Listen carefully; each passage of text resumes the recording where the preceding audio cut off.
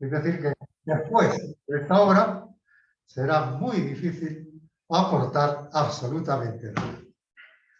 Así que es un honor para la asociación tener a un socio tan preclaro, tenerlo aquí con nosotros y siempre tendrá nuestras puertas abiertas.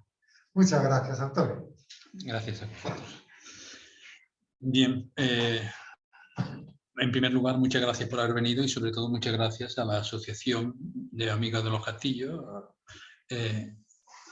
a la que me honro en pertenecer, por su gentileza al ofrecerme la oportunidad de presentar ante ustedes mi última publicación titulada, la que ya ven en pantalla, Los Antonelli, ingenieros al servicio de España en 3 continentes.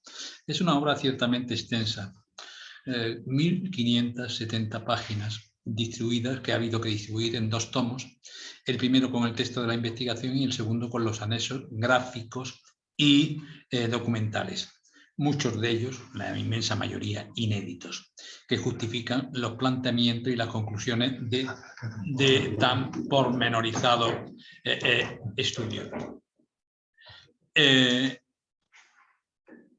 Este es que vemos Cartagena de Indias, lo veremos después con más detalle, y este es la portada del segundo tomo, que es una de las obras de los Antonelli como urbanizadores. Los Antonelli, en realidad, bueno, el trabajo en sí, de entrada, va muy bien presentado, cuenta con un elogioso prólogo del profesor Mario Sartor, probablemente el mayor especialista vivo en los Antonelli, y se basa en el se basa el libro en concreto en el reconocimiento de la ingente masa documental conservada en España y otros países sobre esta familia de ingenieros, renovando informaciones y documentando su autoría en actuaciones hasta ahora insospechadas. Los Antonelli, en realidad, así de entrada, constituyen una familia excepcional, de la que 7 de sus miembros trabajaron entre 1551 y 1649 como ingenieros militares al servicio de España, reinando Carlos I y los Felipes II, III y IV. Y trabajaron además no en un rincón reducido, sino en Europa, en África, en América.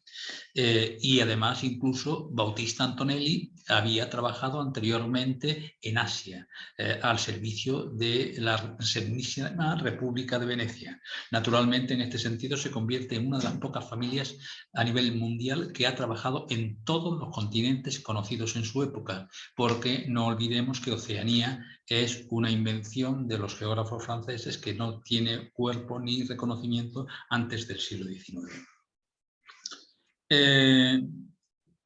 Pero, ¿cuáles son estos Antonelli? 3 de los citados ingenieros tuvieron el nombre de Juan Bautista. Los restantes serían Bautista, que a veces también se hace llamar Juan Bautista, Cristóbal de Roda, Cristóbal y Francisco Garabelli Antonelli, y de ellos 5 eran naturales de la población italiana de Gateo, en la Emilia-Romagna, al norte de Italia. Los 2 restantes nacieron en España y en ella desarrollaron toda su vida a ambos lados del Océano Atlántico. Salvo Bautista Antonelli, que llegó a trabajar en Asia, los demás se atuvieron a los 3 continentes sobre los cuales había posesiones españolas. Y naturalmente hay que indicar que también a ellos se incorporó Bautista Antonelli tras una experiencia realmente horrorosa, que fue su participación en la defensa de Famagusta, donde salió antes de la rendición, porque todas las personas que se rindieron ante los turcos en Famagusta fueron decapitadas. Es algo realmente tremendo, pero en fin, en cualquier caso vamos a hacer un breve repaso de cada uno de ellos, porque creo que merece la pena dentro de la dificultad del tiempo disponible.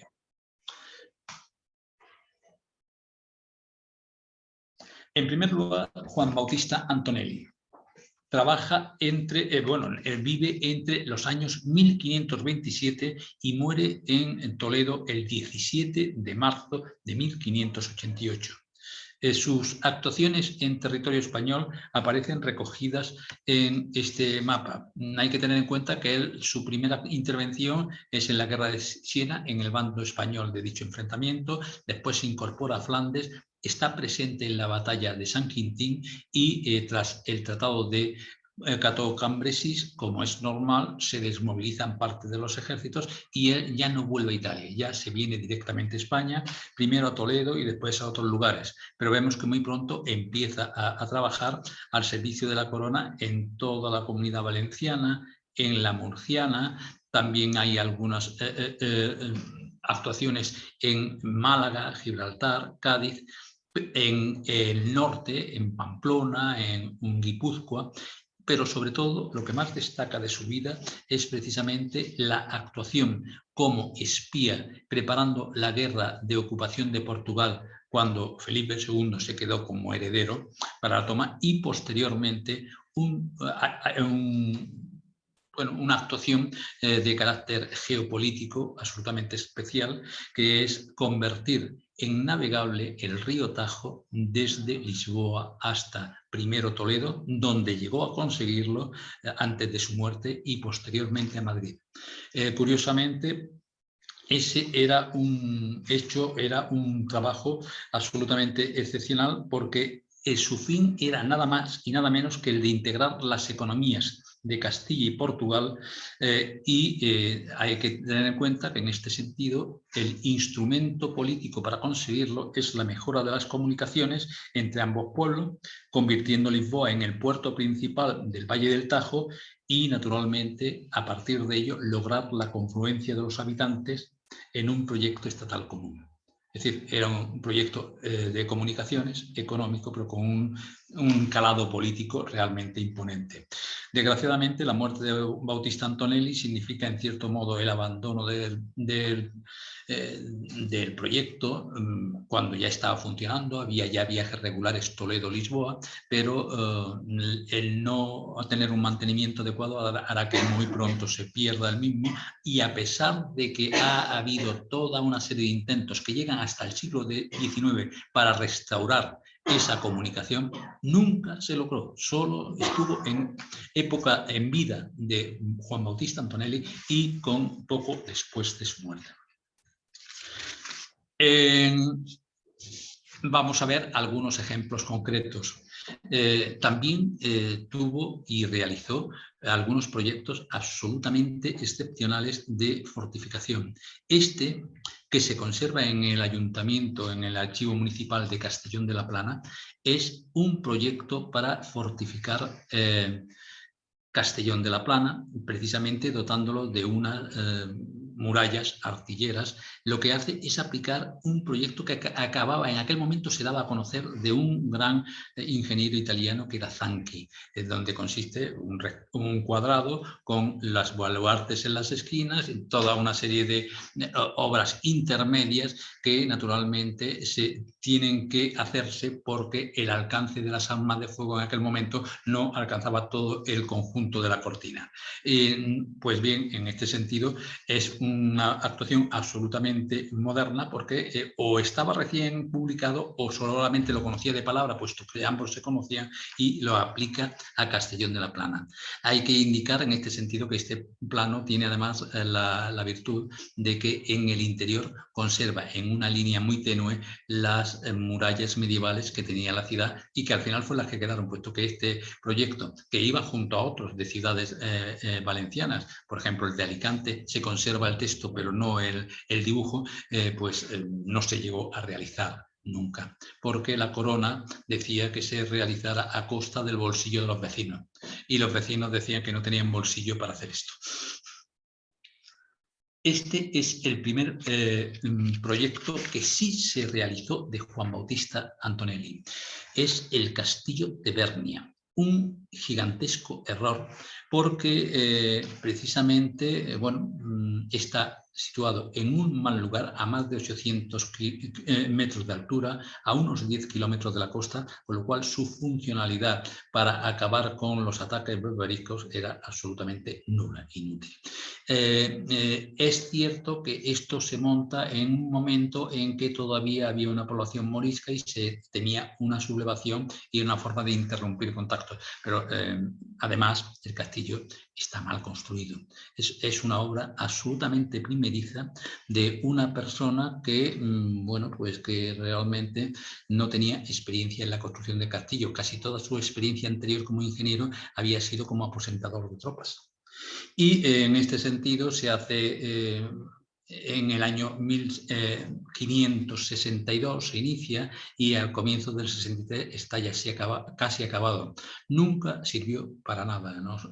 Es más, incluso una fuente que había cercana se quedó fuera, intentaron desviarla, se perdió la fuente y además Vespasiano Gonzaga Colonna, ese gran personaje del cual volveremos a hablar, cuando era virrey del Reino de Valencia, hizo una revisión de esta fortaleza y este hombre, que era considerado como uno de los mayores expertos en fortificaciones en Europa, la definió que parecía un Montserrat, es decir, un convento, y literalmente la obra y artificio de ella no puede ser en el mundo peor. Creo que mayor descalificación es imposible. En fin, en cualquier caso, para que veamos si el asunto fue mal, que el año 1613 la propia Felipe III ordenó su demolición. Es un caso insólito en la historia de España. Pero bueno, no todo fue así. Como hemos visto en el mapa anterior, Juan Bautista Antonelli realizó una colección imponente de proyectos de fortificación de las costas, de los cuales solamente se conserva un plano, o dos planos en realidad.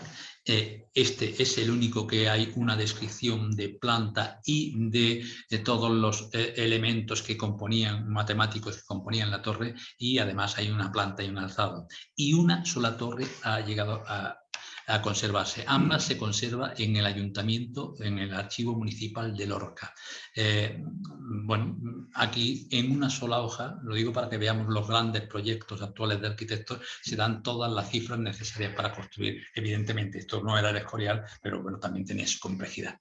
Y aquí estaba el resultado que él planteaba, es decir, una torre con 2 o 3 plantas, con sus espacios para protección de los torreros, y naturalmente en este sentido es muy curioso porque él en el proyecto inicial no planteaba que las torres fueran hexagonales, y es una propuesta de Vespasiano Gonzaga y él la acepta y la incluye y la hace efectiva. Por cierto, las torres en los documentos de Vespasiano Gonzaga no se llaman hexagonales, se llaman seisabadas, de 6 lados. Esta es la única torre que se conservaba, es la torre de la Zoía, en el término municipal de Cartagena, que antes de los años 90 del siglo XX estaba en unas condiciones, como vemos, absolutamente penosas. Afortunadamente, una política cultural inteligente llevó a su restauración y en este momento es un ejemplo exclusivo de la única torre que se conserva de todas las construidas por los Antonelli, las proyectadas y construidas por los Antonelli. Que hubo otras, pero no se conservan. Pero hay obras realmente imponentes. Este es un plano muy especial. Es el plano de Mazalquivir. En el verano de 1563, Mazalquivir, que era plaza española desde 1507, sufrió un terrible asedio que pudo superar a duras penas. Y inmediatamente Felipe II envió a Juan Bautista Antonelli a que le diera una fortificación moderna que naturalmente impidiera las angustias que habían pasado con ese Mazalquivir que estaba a punto de caer durante varios meses. Y este plano es muy interesante porque este es probablemente de 1564, al menos acompaña una carta de tal fecha en la cual, bueno, que se la envió Juan Bautista Antonelli a el tercer duque de Alba, y que tiene un interés especial porque aparece ya trazado, construido sin construir, según el trazo que tenga, la parte de lo que es la gran fortaleza poligonal abaluartada, pero es que también está todavía en pie toda la parte de la fortaleza anterior que todavía no se ha demolido porque no está hecha la obra nueva, con lo cual es un testimonio absolutamente excepcional en cuanto indica, en realidad es un plano de dos fortalezas, la antigua y la moderna. El testimonio, sin embargo, Antonelli cometió, según Vespasiano Gonzaga, que se lo hizo corregir, un enorme error, y es dejar descubierta toda la parte que estaba en la punta del mar, lo que se llama el Calvario, etc. Y precisamente en una revisión que se hace más tarde, Vespasiano Gonzaga le hace que le añada toda esa protección, puesto que planteaba el gran experto que era absolutamente cierto que no hay mejor foso que el propio mar, y en el momento en que no podían poner tierra los turcos en tierra, automáticamente el mar se convertía en un foso infranqueable. Bien, este es otro magnífico viaje, es otro magnífico dibujo, en este caso en perspectiva, de Juan Bautista Antonelli, que iba como ingeniero acompañante en esta revisión de las fortalezas del norte, que se produce poco después de la caída de la goleta. Entonces se produce un espanto general de que pudieran caer las demás, y hay una revisión para ver qué posibilidad tenían de sufrir un asedio todas las que había. Se pasa por esta, se pasa por Melilla y también algunas del sur de España.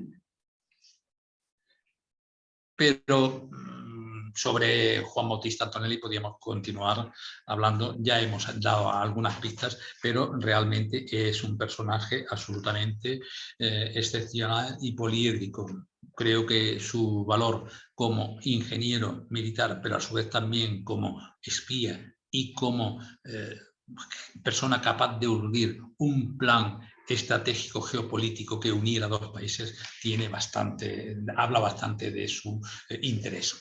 Pero su hermano probablemente sea mejor ingeniero que él, en primer lugar porque cuando llegó a España al menos no hizo obras iniciales, o llegó ya aprendido, una de las dos, que ambas son posibles. El caso es que él no cometió errores como el de Bernia.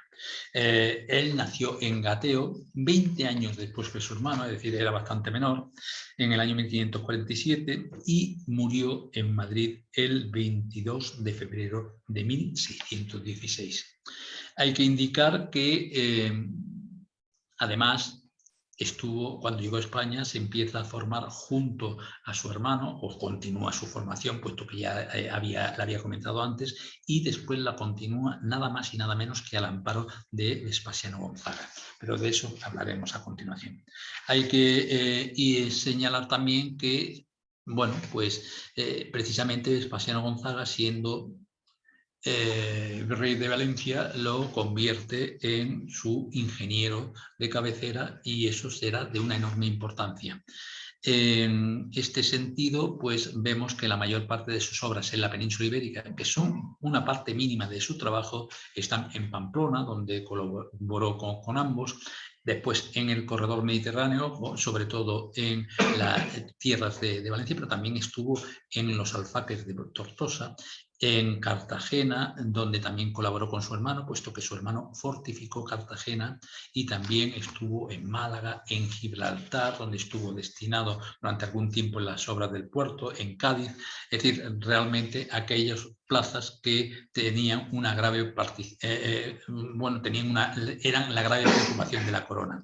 Pero Vespasiano Gonzaga, que ya digo que estuvo a las órdenes de Vespasiano Gonzaga durante algún tiempo, persona que, como se ha dicho antes, he tenido el honor de escribir un libro, del cual tienen ustedes aquí la portada y su imagen en su palacio ducal de Sabioneta.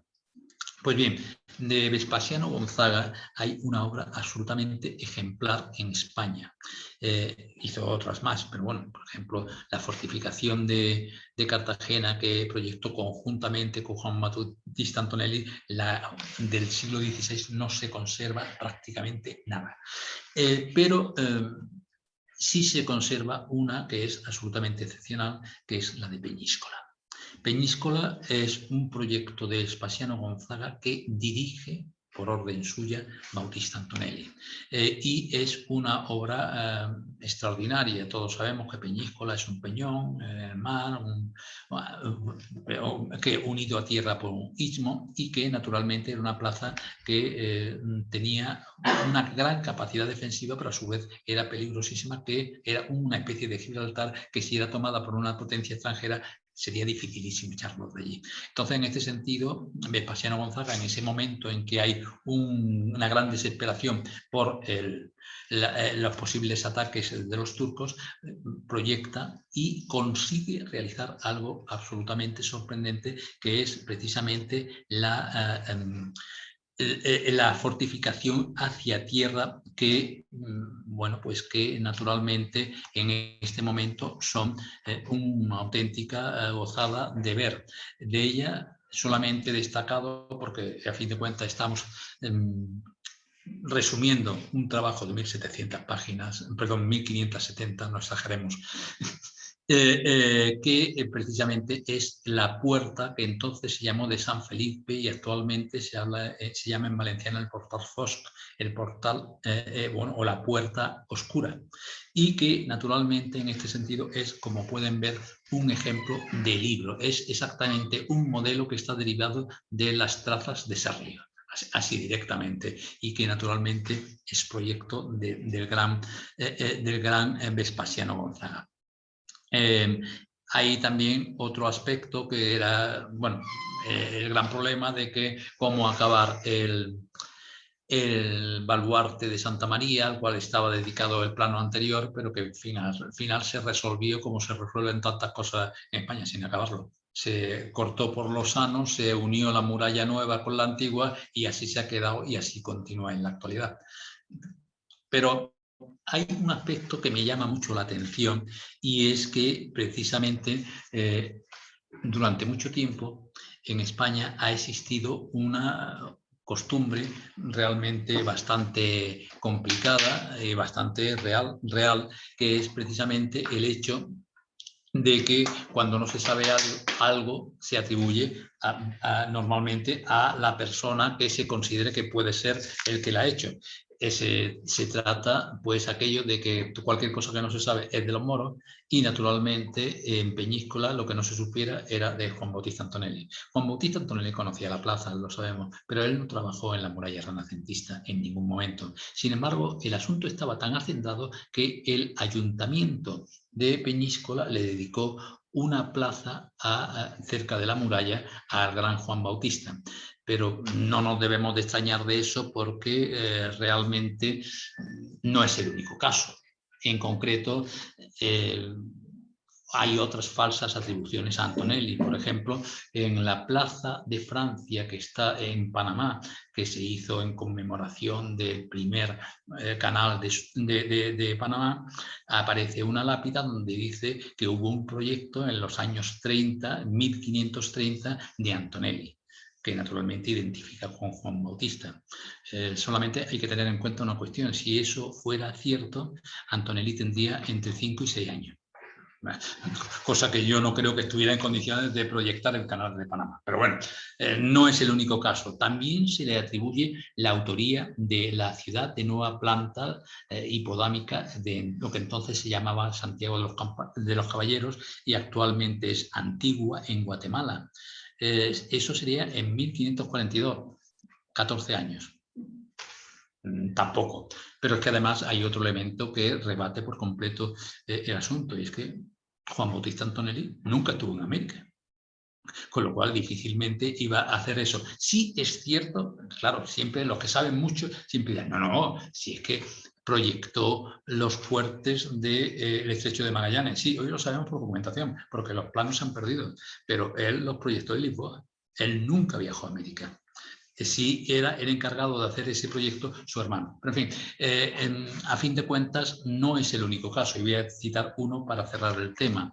En el año 1829, precisamente Ceán Bermúdez, el gigantesco humanista, pues cogió y metió la gamba, por llamarlo de alguna manera, cogió y atribuyó en su obra monumental sobre la arquitectura española, dijo que el proyecto de naumaquia con la cual se recibió a Felipe II después de su cuarta boda, que se hizo aquí en el Paseo del Prado, lo había hecho Juan Bautista Antonelli, porque así lo decía uno de los autores que trataron sobre el tema, que tiene dedicada su plaza en Madrid, etc. Pero yo, que tenía un protocolo notarial firmado 5 días antes en Cartagena, que sabía que en ese momento Juan Bautista Antonelli estaba en Cartagena fortificando pues nada más y nada menos que la principal plaza marítima española de todo el litoral mediterráneo continental, etc. Es imposible que en 5 días venga aquí y encima se dedique a hacer bolos para Corona. No me cabe. Después de una búsqueda en la cual busqué en el archivo de la Villa de Madrid, también aparece Juan Bautista extranjero, igual que en la obra de López de Hoyos. Lo busqué al final, localizando que venía en el archivo de la Villa de Madrid. El día en que se firma el contrato notarial, localicé la escritura del contrato y resulta que el firmante era Juan Bautista Portigliani, otro escultor florentino en aquel momento afincado en España, y que naturalmente fue el que recibió el encargo de la obra. Es decir, Antonelli bastante tenía con estar haciendo la fortificación de la mayor plaza marítima española en el Mediterráneo. Es que, en fin, pero bueno, como ya sabemos, todo lo que no se sabe siempre lo ha hecho uno, o los moros, o Juan Bautista Antonelli, o otros similares.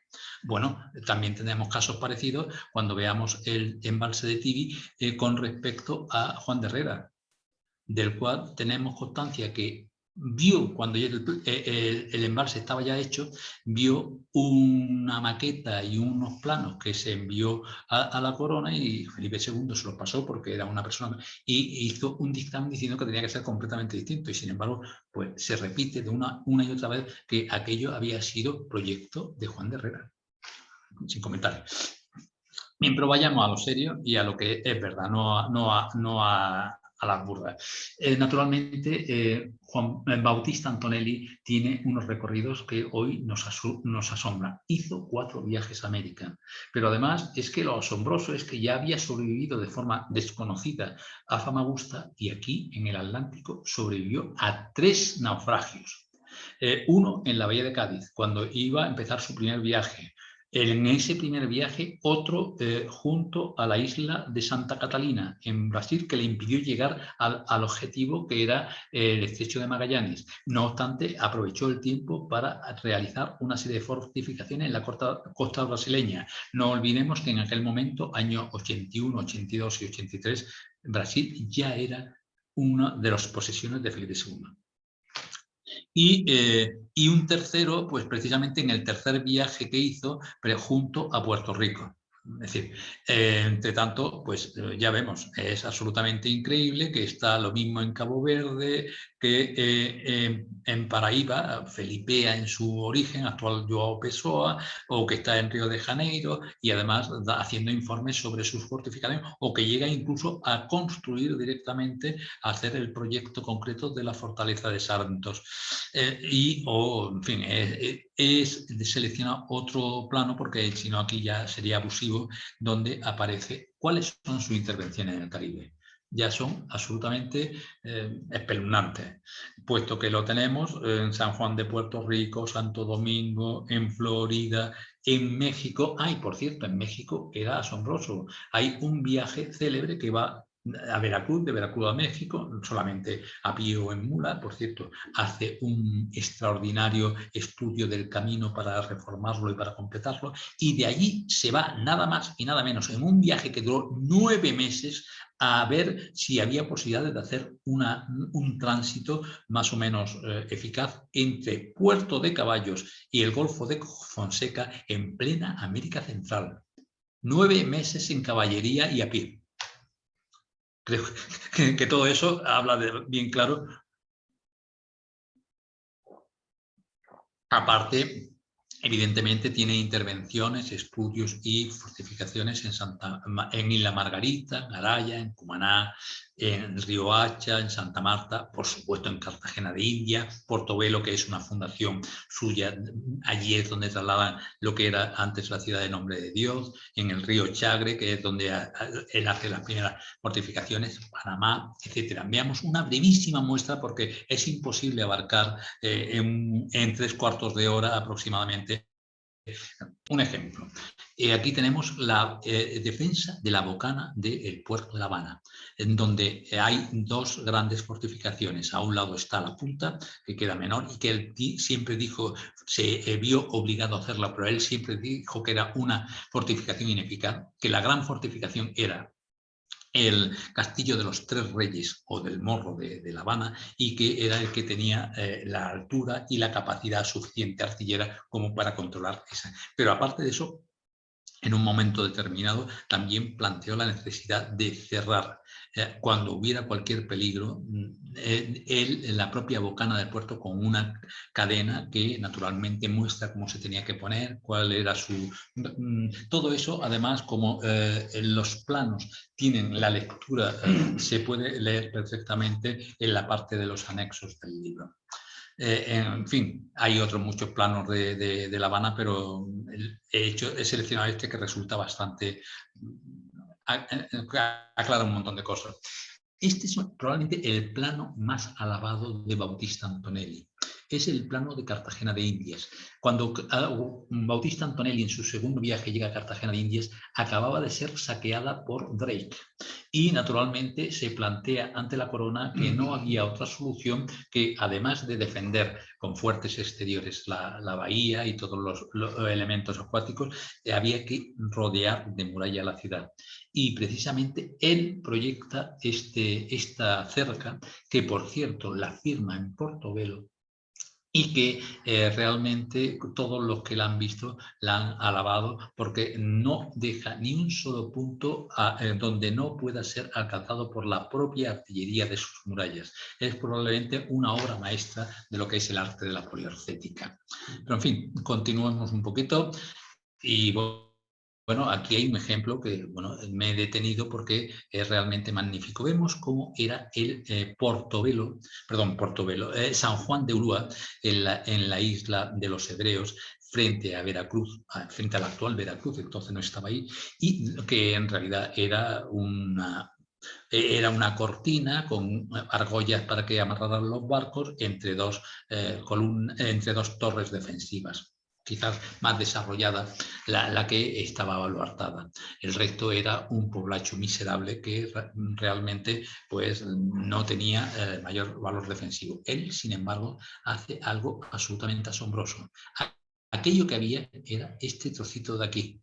Y naturalmente, es decir, el que hay el que ustedes ven a la izquierda, perdón, a la derecha del plano. Y el resto era toda una serie de instalaciones que iban desde astilleros, almacenes, etcétera, y que realmente convertía aquello en un conjunto inexpugnable. Pero no solamente era esto, es que además lo que hace es trasladar la ciudad de Veracruz, que estaba a 5 o 6 kilómetros en un lugar insano, la traslada enfrente de la isla de los Hebreos para que, además de crear una planta hipodámica donde se sienta la ciudad que aparece en la parte baja, pueda cruzar sus fuegos con la que hay enfrente en San Juan de Ulúa, y naturalmente así convertir en un paso infranqueable para cualquier flota enemiga que quisiera penetrar por sus inmediaciones.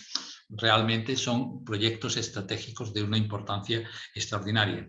Habría otros muchos, no pasáis seleccionado este. Este fue un plano, es un plano extraordinario que recuerdo que me costó Dios y ayuda que lo encontraran, que estaba en el Museo Naval, pero no tenía ni idea de su existencia. Hoy es su ejemplar más antiguo y es un plano de... no está firmado, sí aparece una serie de elementos importantes en la parte, tanto en el propio texto como aparece incluso hasta la fecha en que se hace, pero no está firmado, pero por la fecha necesariamente tiene que ser de Bautista Antonelli. No hay ningún ingeniero con la capacidad de hacer un plano así moviéndose en aquel momento, y mucho menos pisándole el campo al que era el comisionado de Felipe II para hacer esta obra, con lo cual está bastante claro. Lo curioso de este plano es que por lo visto iba escaso de papel y en la vuelta hay otro plano de toda la zona de la bahía de Panamá, es decir, que realmente es muy interesante y es un ejemplo que además lo podemos comparar con lo posterior, pero no viene al caso. Pero además de eso, después de 4 viajes a América, 4, en la que estuvo entre pitos y flautas entre 1581 y 1608, pues resulta, naturalmente con interrupciones para volver a la península, pero muy cortas, entonces llega a España un ingeniero mayor y naturalmente no tiene medios de vida y pide que lo destinen a alguna cosa que sea que le permita vivir, y lo destinan precisamente, después de estar en Gibraltar, Ceuta, pero lo destinan a la expedición para tomar Larache en el año 1611, y ahí se queda hasta poco antes, hasta el 1615, precisamente fortificando la plaza para hacerla absolutamente inexpugnable ante cualquier ataque islámico. Y hay, de los 8 planos que está documentado que hizo, se conservan 2. He traído este, que es el más espectacular, que además es del comienzo, donde ya hay un apunte de lo que él piensa que será la fortificación, pero todavía la evolucionaría mucho más, y sobre todo es muy interesante porque en el recuadro el texto recoge la historia de la plaza y de cómo ha llegado a su situación, lo cual es un testimonio realmente importantísimo de primer orden. Pero naturalmente, si no perdemos con estos, no vamos a llegar a ningún lado. Entonces, en este sentido, vamos a ver otro de los grandes Antonellis. Es Cristóbal Garabelli Antonelli, que pronto, bueno, a partir de 1588, en que fallece su tío, renunciaría al primer apellido y se convertiría en Cristóbal Antonelli. Hay un motivo fundamental, y es que su tío lo hizo heredero universal, y una de las condiciones es que todos los que recibieran la fundación que él, bueno, las propiedades que él había creado, tenían que llamarse Antonelli. No había, renunciando a cualquier otro apellido. Es decir, que fue un motivo de peso. Pues bien, Cristóbal Antonelli empezó a formarse también junto a su tío Juan Bautista, un auténtico crisol de ingenieros, y precisamente cuando su tío Bautista se va a América, a él lo nombran ingeniero del Reino de Valencia y pasaría ahí ya la mayor parte de su vida, aunque también tuvo algunas intervenciones en el norte de África, está documentado en Mazarquivir, etc. Y en cualquier caso, aquí vemos que, excepto los trabajos que hizo junto a su tío en Pamplona, o el destino que tuvo en Gibraltar, donde casi recién llegado le obligan que se vaya a los alfaques de Tortosa, donde estuvo a punto de morir, pues realmente casi todo lo hace aquí. Pero son unos trabajos absolutamente extraordinarios, porque en concreto hay otros de las torres y demás, pero me voy a centrar precisamente en el conjunto de Tibi y de la Villafranqueza, que fue la población que se creó a ese efecto. Tibi es una garganta que existe en el río Montnegre, o el río Seco, o Sec, entre los cerros Mos del Bou y la Cresta. Y allí se planteaba crear un muro que contuviera el agua para poder incrementar los regadíos de Alicante. Naturalmente es un tema que empezaron de forma más o menos espontánea los vecinos de la zona, pero que aquello les superaba con mucho, y se paralizó la obra, y fue años más tarde cuando entonces se convirtió en el principal proyecto de ingeniería de prácticamente toda la clase de ingenieros en España. Allí estuvieron informando y dando dictamen pues Juan Bautista Antonelli, estuvo su hermano Bautista Antonelli, estuvieron Fratín, bueno, realmente estuvieron casi todos, y al final llegaron al acuerdo de que se hiciera un pantano plano, es decir, un ataluzado sin ningún tipo de, que tenía que alcanzar casi 400 palmos, aunque al final se quedó en 200, y naturalmente en este sentido se han conservado afortunadamente una colección ingente de planos del mismo. Este es el estado del pantano, cómo se cortó, porque ya no había más dinero, y se cortó cuando había alcanzado los 200 palmos. Pero hay que tener en cuenta una cuestión, que este que vemos no tiene nada que ver con el anterior, porque el anterior era un talud recto y este es un pantano escalonado, que fue la idea que al final impuso Cristóbal Antonelli y que además fue un absoluto éxito. Hay que indicar en este sentido que este pantano, pues naturalmente lo sorprendente es que se estaba ya almacenando agua para el regadío en el año 1594, es decir, tiene bastante más de 400 años. Y además lo más sorprendente de esto es que sigue funcionando en la actualidad. Y eso a pesar de, este es el pantano de Tibi en la actualidad, y eso a pesar de que fue una obra absolutamente novedosa, que durante más de 300 años fue el pantano más alto de toda Europa. En fin, realmente estamos hablando de una obra, pues eso, de las que probablemente es muy probable que si las cosas se hacen bien, no tarde mucho en ser incorporado a la lista de patrimonio de la humanidad, porque realmente lo merece por el carácter que tiene. Pero además el pantano de Tibi va asociado a una obra de urbanización que a su vez es un disparate de corrupción, porque resulta que buena parte de los territorios que estaban a los pies de Tibi, un personaje,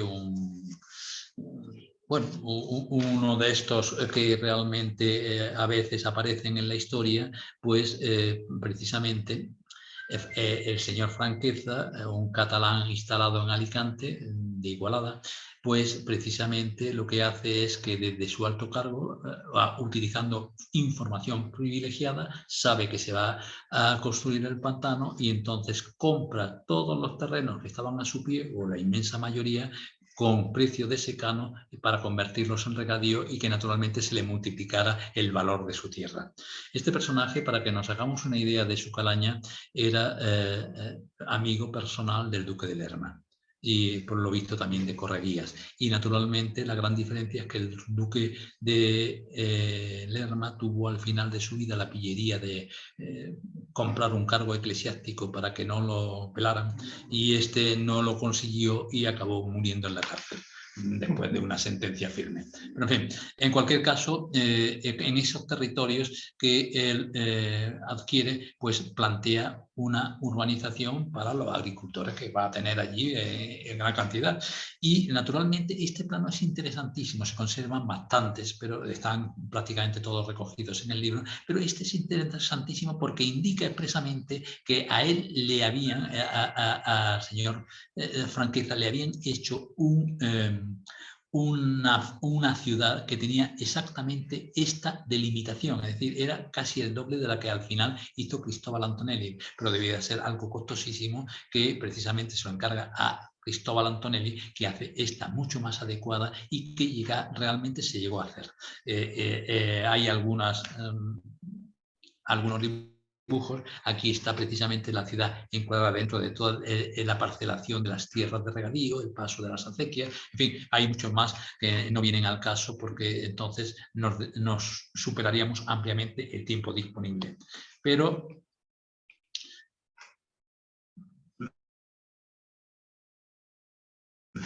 vamos entonces a otro personaje. Ya hemos visto que Cristóbal Antonelli era un personaje de armas tomar. A continuación vamos a hablar de nada más y nada menos que de Cristóbal de Roda. Otro de los sobrinos de los dos hermanos iniciales, es decir, hijos de sus respectivas hermanas, y que este Cristóbal de Roda llegó también pronto a España, donde estuvo colaborando con Juan Bautista Antonelli, y en cuanto pudo se pasó a América. Primero estuvo trabajando varios años en La Habana y posteriormente pasaría a Cartagena de Indias, pero nunca, desde el momento que pasó a América, nunca volvió a Europa. En cualquier caso, obras de Cristóbal de Roda, las hay espectaculares, continuó la línea de fortificaciones de su tío, pero además hay nuevos proyectos. Por ejemplo, en un momento en que se ve que la defensa de la bocana del puerto no es suficiente, también se plantea la fortificación, es decir, rodear La Habana de una muralla propia. Una muralla que ya había tenido un antecedente a finales del 19, que es esta línea que vemos en rojo, que realmente no se llegó a hacer, tampoco se hizo la de Cristóbal de Roda, pero que era mucho más contundente y mucho más precisa, y abalbartada, con un gran foso, etcétera. Pero bueno, como tantos otros proyectos, no llegó a realizarse. Pero hay un aspecto que a mí me llama extraordinariamente la atención. Cristóbal de Roda llegó a tener 3 mujeres. La primera se le había muerto en España, en Toledo, Francisca de los Reyes, antes de embarcar, de hacer su único viaje a América. Y llega a La Habana y allí vuelve a tomar matrimonio a Francisca de Orellana, que era su mujer. Él estaba tan convencido de que iba a desarrollar el resto de su vida en La Habana que llegó a encargar una lauda funeraria, que es la única que se conserva. Estaba en el convento de Santo Domingo y actualmente está en el Museo Palacio del Gobernador, y que es la única que se conserva de todos los Antonelli en todos los lugares. De las de Juan Bautista y Bautista tenemos descripción literaria por sus propios testamentos, etcétera, pero la única material que se conserva es esta que vemos aquí, lo cual es una excepción. Bien, cuando llegó probablemente esta lápida sirvió para enterrar a su mujer, porque él llega a Cartagena de Indias y vuelve a casarse, por cierto, con la tercera mujer, que era la que se llamaba Francisca Polo del Águila, que le sobrevivió. Y por cierto, un aspecto importante, hablamos de los grandes Antonelli, grandes ingenieros, pero es que para realizar su trabajo por lo menos está documentado que tanto Juan Bautista, el patriarca, como como Cristóbal de Roda, crearon empresas de esclavos con las que dotar de mano de obra hábil a sus propias obras al servicio de la corona. Ya sabemos que hoy la esclavitud está vilipendiada, como bien merece, pero en aquel momento era algo socialmente aceptable. Y lo curioso es que la corona, que estaba en una crisis económica importante, se quedó debiéndole bastante dinero que la viuda reclama durante bastantes años hasta que consigue cobrarlo. Estaba precisamente dedicada en aquel momento, esa empresa, a dotar de población de trabajadores al fuerte de Araya, que estaba en construcción. Pues bien, en este sentido hay que indicar, y podemos ver el enorme crecimiento de estas ciudades, como precisamente Cristóbal de Roda también trabajó en Cartagena de Indias hasta el resto de sus días, y aquí es uno de esos planos en los que va trazando en una fecha determinada exactamente en qué estado se encontraba la muralla. Realmente es una pieza magnífica, puesto que resulta muy, muy llamativa y sobre todo magnífica.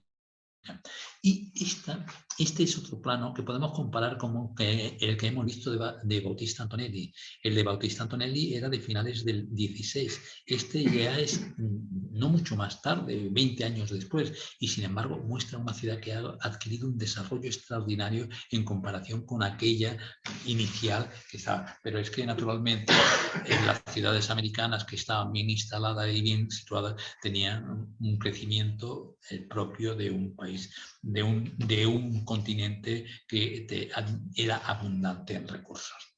Pues bien, esto nos lleva a tratar de otro de los Antonelli, que es Juan Bautista Antonelli, el hijo de Bautista Antonelli. Nació en Madrid en el año 1585 y murió en Cartagena de Indias en torno al 1 de diciembre del año 1649. En realidad, él llegó, hay una documentación que indica que él estaba formando a su hijo para que siguiera en el oficio. Lo que pasa es que esto no sabemos por qué motivo no llegó a fraguarse, bien porque el hijo falleció, bien o porque tomó otra decisión, pero no llegó a fraguarse y por lo tanto el periodo de actuación de los Antonelli al servicio de la corona española es entre 1551 y 1649, es decir, prácticamente un siglo menos 2 años. Pero sin embargo, ¿qué siglo y qué es lo que hicieron? Bien, algunos ejemplos de Juan Bautista Antonelli. Pues bueno, no se le conocen obras en España, pero muy pronto se traslada a América primero con su padre, donde ya interviene como ayudante en las primeras prospecciones de la Salina de Araya. Posteriormente será uno de los directores de dicha obra. También está claro que, como podemos ver en el mapa, pues trabajó pues, la Intimidata en La Habana, La Chorrera, Cojimar, Santiago de Cuba. Hay que tener en cuenta que él es el autor del fuerte, vamos, del Morro de Santiago de Cuba, nada más y nada menos. Y asimismo, pues, como vemos, en San Juan de Puerto Rico, tuvo una intervención bélica en la isla de San Martín en una expedición que fue a tomarla, otra en la isla Margarita, en la isla Tortuga, en el río Unare, y además proyectó fortificaciones en Araya, en Cumaná, por supuesto en Cartagena de Indias, en Portobelo, en Panamá. En fin, otro personaje que también tuvo su vida dedicada a estos temas. Veamos algunos ejemplos, aunque ya casi estamos agotando el tiempo. Este es el fuerte de Araya que realizaron para la defensa de la inmensa salina existente alrededor, que de los ataques holandeses o de la explotación holandesa. Porque hay un aspecto muy poco conocido de la Guerra de los 30 años. Yo le he llamado la Guerra de la Sal, y son los ataques de los holandeses a las zonas de producción salinera, porque la sal era un producto enormemente codiciado en sus territorios, ya que ellos carecían de la misma. Y bueno, llegaban a organizar expediciones, instalan ciudades, etc. Una de ellas fue la de la isla de San Martín, que sabemos que actualmente sigue siendo un territorio de soberanía holandesa. A pesar porque la toman los españoles, pero después para ellos era un territorio marginal y la abandonan y la vuelven a ocupar los holandeses. Y este es precisamente el último o uno de los planos que hizo el propio Juan Bautista Antonelli, explicando el ataque a la isla de San Martín, por donde entraron, dónde estaban las fortificaciones, etc. Son unos testimonios realmente muy interesantes, y además que dejan bien claro que este ataque se hizo precisamente en el año 1633. Aún faltaban años para la paz de Westfalia, que sí, como es de sobra sabido, fue 5 años más tarde. Pero bien, me queda hacer básicamente un mínimo resumen de quiénes son los Antonelli. Una familia de ingenieros militares, sorprendente la abundancia de ingenieros en una misma familia, que se integraron en los servicios técnicos de los monarcas españoles, a su servicio en España, en África, en América, y asumieron empresas de dimensiones absolutamente descomunales, como la defensa de plazas situadas en otros continentes, a veces en otros hemisferios. Y bueno, pues son trabajos que aún hoy nos resultan prácticamente inabarcables en la actualidad. Mucho más lo serían los siglos XVI y XVII, cuando la navegación oceánica facilitaba el acceso a sus dilatados litorales, pero las enormes distancias interiores, sin apenas medios de comunicación, salvo algunos cursos fluviales allí donde eran practicables, exigían lentísimos traslados. Hemos dado el ejemplo de 9 meses para ir a ver un territorio que le había dicho la corona que lo revisara. Los Antonelli fueron fieles servidores de la corona, pero nunca olvidaron su origen, y en los testamentos conservados, los hermanos Juan Bautista y Bautista, los únicos que se conservan, fallecidos respectivamente en 1588 y en 1616, hicieron beneficiarios a sus familiares de gateo, el primero con dádivas personales y el segundo con la fundación de un monte frumentario o institución benéfica que durante siglos facilitó la vida y el acceso a la educación de los habitantes de dicha población. En fin, estamos ante una revisión a fondo, la que supone esta obra, de la vida y el trabajo de esta excepcional familia de ingenieros militares que en los 2 tomos de la obra, además de la cita de miles de documentos que acreditan uno a uno los argumentos de la misma, también incluye la publicación de 100 planos firmados, documentados o atribuidos a los Antonelli, con la transcripción de sus leyendas respectivas, y se completa con la transcripción íntegra de 100 documentos de o sobre los Antonelli, casi todos inéditos. El resultado es una obra de consulta imprescindible para acometer nuevos estudios sobre una de las familias de ingenieros militares que no fueron grandes teóricos innovadores, pero supieron ejecutar con singular maestría obras complejísimas que han dado lugar a que muchos estudiosos las consideren en el campo de la ingeniería una de las más notables familias de la historia de la humanidad. Muchas gracias.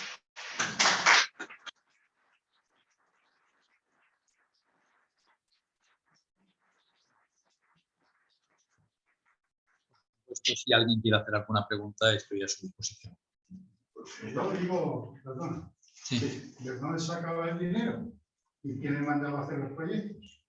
Vamos, el rey era en este caso quien proveía de los recursos, excepto en algunos casos excepcionales, como por ejemplo la fortificación de las ciudades del Levante, donde el rey decía vosotros apañaros, y naturalmente el apaño no llegaba a ningún lado. Así de claro.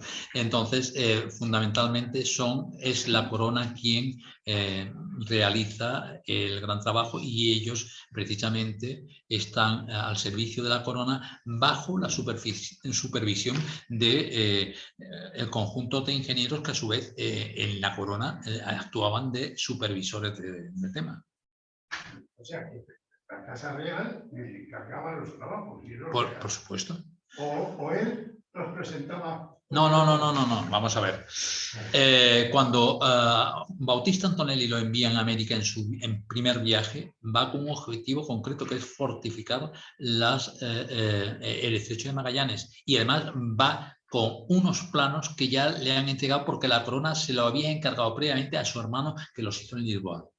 Posteriormente habrá otros de Spanoki, que son los que se conservan. En fin, porque se intentó volver a hacer el proyecto, pero habría sido inútil. Pero en fin, en cualquier caso, ellos van o bien proyectan o van con planos proyectados que, por ejemplo, cuando hace el proyecto de todos los planos del Caribe, Bautista Antonelli viene a España a que se los apruebe. Y es entonces cuando se los aprueban, cuando va a ejecutarlos. El mecanismo funcionó de tal manera que es una de las claves por las cuales España pudo administrar territorios inmensos en lugares distantes de la Tierra durante más de 300 años. Porque crearon un sistema, una administración de una eficacia portentosa. Porque hay que tener en cuenta que efectivamente España tenía el poder y los territorios, pero en medio estaba Inglaterra, que no era chica, estaba Francia, que también tenía una potencia notable, etcétera, y naturalmente, aparte de eso, estaban todos los piratas particulares que también podían hacer no el daño global de ocupar un país, pero sí mucho daño de robos concretos y demás que podían resultar muy llamativos. Muy bien, aclarado. Yo, Antonio, te quiero felicitar por el trabajo. Muchas gracias. A mí lo que me gustaría es que desde alguna pincelada, porque yo creo que en España no se ha reconocido, creo, suficientemente el papel de la ingeniería y la técnica en lo que llamamos el imperio español, ¿no? Entonces, no hay ningún imperio que detrás no lleve ingeniería y tecnología. Eso es evidente. Y entonces, cuando se llega a América es porque hay construcción naval, hay tecnología de construir barcos, hay tecnología de navegación, en este caso con las estrellas, y luego está todo el tema de las defensas de esos territorios que se van conquistando y se van consolidando, ¿no? Entonces, ¿cuál es tu opinión sobre el papel de la ingeniería militar española? No solamente... Y el reconocimiento que hay o no hay en relación con la ciencia y la técnica. Vamos a ver, no solamente en mi opinión, es una constatación evidente. No hay ningún imperio que no esté apoyado en la tecnología. Ninguno. En la actualidad, la primacía de Estados Unidos y probablemente en un futuro de China es porque han creado un poderío tecnológico evidente. También en su momento lo tuvo la URSS, pero la URSS tenía pies de barro y lógicamente se hundió por otros motivos, no por su carencia tecnológica. Pero en cualquier caso, para España hay que tener en cuenta una cuestión que es fundamental. España ya antes de llegar a América había conseguido cosas absolutamente increíbles. Hay que tener en cuenta que se olvida a menudo que España es el único país donde se logra hacer retroceder la frontera del Islam. En ningún otro territorio de la amplitud enorme del Islam se ha producido ese retroceso. Sin embargo, en un momento en que el Islam todavía tenía una vigencia notable, estaba al fondo los turcos y demás, toman el Reino de Granada y lo toman porque tienen una tecnología muy desarrollada con una artillería notable que evidentemente los nazaríes ni el resto de los musulmanes tenían. Pero naturalmente todo eso lo proyectan hacia el Atlántico, donde ya habían avanzado bastante los portugueses, pero España muy pronto se suma a lo que es la carrera de Indias y naturalmente se convierte en un auténtico crisol de nuevas novedades. Pero es que hay más todavía, es que no es solamente la tecnología naval y la de las fortificaciones. ¿Por qué rápidamente se ponen en funcionamiento una minería potentísima? Sencillamente porque hay tecnología precisamente para poder... Una mina no es algo que llegue cualquiera y se ponga a excavar y salga. No, se exige una tecnología complejísima que en aquel momento se puso en funcionamiento naturalmente, y toda esta familia, que evidentemente es una familia excepcional, pero estaba en un ambiente donde todo eso naturalmente estaba surgiendo y desarrollándose y avanzando. Que incluso, además, esta familia, he dicho, tuvo un error enorme, que es la obra primeriza de Juan Bautista Antonelli, El fuerte de Bernia, que al final es el único que yo conozca que la corona ha destruido conscientemente sin ningún tipo de ruina ni ataque previo. Más, cuando lo destruyó tenía su guarnición y tenía todo. Pero bueno, pero es que precisamente es un ejemplo de cómo una persona que se equivoca reflexiona y avanza para conseguir otra cosa distinta. Hay que tener en cuenta que ya tuvo un medio error en Mazalquivir que se lo corrigió Vespasiano Gonzaga, que era el de: pero ¿cómo le dejas a gente que te puede desembarcar y te pueda coger y formar una batería de asedio en la punta? ¿Cómo dejas eso libre? Sí, bueno, pero bueno, ya Juan Bautista Antonelli fue mucho más hábil en obras como algo que nadie ha conseguido, que es conseguir el Tajo como río navegable, donde había expediciones de barcos con mercancías que iban de Toledo a Lisboa y que venían de Lisboa a Toledo. Pero se llegó a conseguir ese, es porque yo he leído que no, porque no podían saltarse la parte en Cáceres. Había porque no, yo lo he documentado, o sea, yo lo he utilizado sobre todo en... Lee el libro. No, lo digo porque yo lo he documentado sobre todo en el archivo de la Real Academia de Historia, donde hay una de las copias de cómo hace los dibujos, sí, pero sobre todo por la arqueología, por los castillos. Esa copia es del 17. Esa copia es del 17. Sí, seguro. Sí, no, la conozco. Sí, lo conozco. Porque es que los dibujos de Antonelli no se conservan. Y entonces esa la publicaron como los dibujos, sí, claro, son los únicos que se conservan, pero esa copia es del 17 cuando ya había dejado de funcionar. Pero vamos a ver, había viajes que formaban expediciones y que salían con periodicidad y además con un jefe de expedición, etcétera, y que llegaban a Lisboa, tardaban 15 días. Lo había leído, pero por los molinos, sobre todo por los molinos. El problema... Porque llevaba la destrucción de los molinos, que eran parte fundamental del obispado, pero bueno, que eso es una cosa menos. No. Mi pregunta era, sobre todo, sí quería preguntar sobre Campeche, sobre cuál es la intervención que llevan en Campeche, porque me interesa bastante la fortificación. Vamos a ver, en Campeche hay una sorpresa en el libro, y es que en la Biblioteca Nacional hay un plano de Campeche de 1608, que es el último año que estuvo Juan Bautista Antonelli en América. y que además la fecha no cabe duda. Hay que tener en cuenta que la fortificación de Campeche se hace a partir de 1660 aproximadamente, 70. ¿Qué? Sí, sí, pero ahí ya hay un plano realmente magnífico y que lo puedes comprobar, que además tiene dos proyectos sobre el mismo plano, uno con una muralla que aproximadamente parecida a la que hay, otro triangular. Sí, sí, pero el gran problema está que ese plano, que sí tiene incluso una leyenda detrás que permite conocer la fecha, no ha aparecido asociada a un expediente que nos indique qué es lo que pensaba Bautista Antonelli de Campeche. El libro está hecho sobre lo que está documentado, lo que no, pues ya queda a la imaginación de los novelistas, porque ya es un tema de novela, no es de historia. Sí, sí. Si quieren, hay 18 personas que nos siguen por Zoom, o si hay alguien que quiera comentar, pues a través del chat puede perfectamente realizar las preguntas. De momento solamente les saluda Javier Perceval, como gran doctor, pero de momento no hay preguntas, así que si alguien más quiere hacer... Antonio, Sí. Aprovechando el momento, quería meter una cuña que no tiene que ver con la pregunta que han hecho del papel de España en América, que ahora está de moda. Lo hablo por eso, que está de moda, que tenemos que pedir perdón. Yo tuve la ocasión de joven de conocer a un ingeniero francés judío que, entre otras pequeñas, sabía 11 idiomas, había llegado a conocer 11 idiomas, y por eso se libró de los 5 campos de concentración que estuvo, entre ellos Auschwitz. Y tuve ocasión de tener relaciones y de preguntarle por qué era un sabio. Era una persona que había recorrido el mundo. Y un día le pregunté, ¿cuál es la mayor aventura del hombre en la historia de la humanidad? Y no dudó. Dice, no hay ninguna duda. La conquista de América. La colonización y la conquista de América. Entonces ahora, como hay que pedir perdón, ya no le puedo decir nada a este hombre porque murió hace tiempo. Pero vamos a ver, Clemente, yo es que no hablo de tonterías. Punto.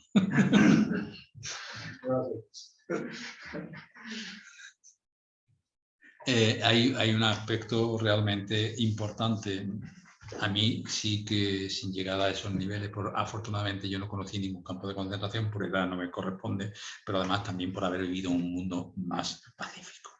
Pero lo que sí está claro es que a mí siempre me ha admirado que un puñado de personas, muy pocas en realidad, fueran capaces de mantener una administración eficaz que tuvo más de 300 años de vigencia y que en muchos casos, para mantener un nivel de vida de la población en general, ha llegado incluso, por desgracia para los que han vivido después, a ser mucho más eficaz en mejorar la vida de la población que otros regímenes posteriores.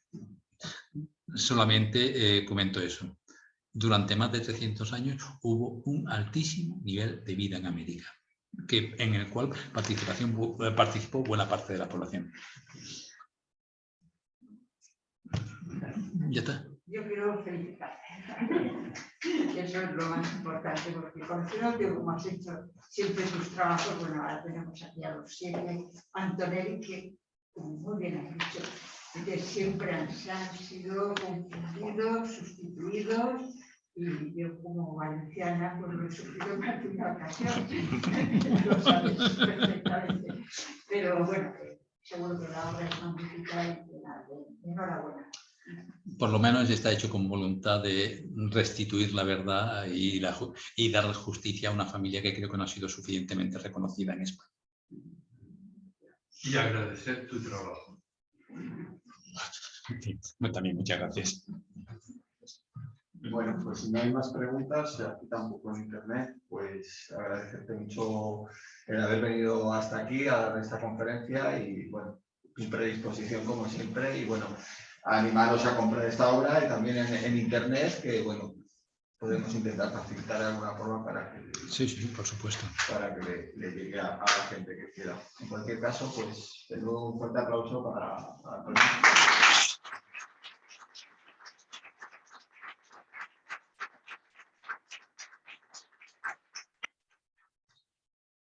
Bueno, ya.